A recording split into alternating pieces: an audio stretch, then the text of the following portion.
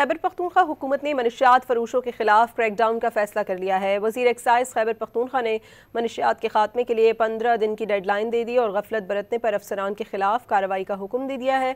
मजीद जान लेते हैं डॉन न्यूज़ के नुमाइंदे आरिफ हयात से। जी आरिफ।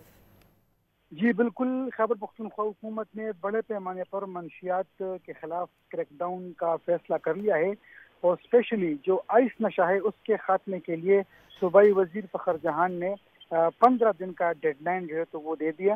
साथ में ये अहकामात जारी कर दिए कि इस क्रैकडाउन के दौरान अगर किसी भी सरकारी अफसर ने गफलत की तो उसके खिलाफ भी कार्रवाई की जाएगी।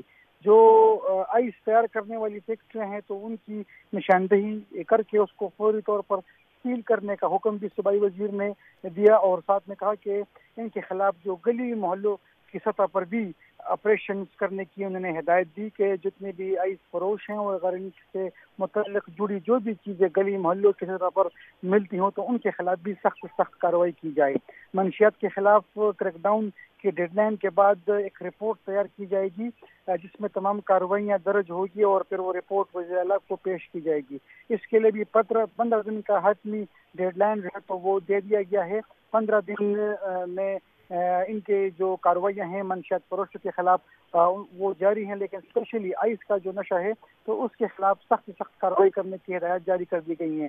जितने हॉस्टल्स हैं, जितने निजी रिहायशी इलाके हैं, जितने सोसाइटीज़ हैं जहाँ पर नौजवान ज़्यादा होते हैं तो वहाँ पर ज़्यादा से ज़्यादा कार्रवाइयाँ की जाएगी। जी बहुत शुक्रिया आरिफ हयात आपका।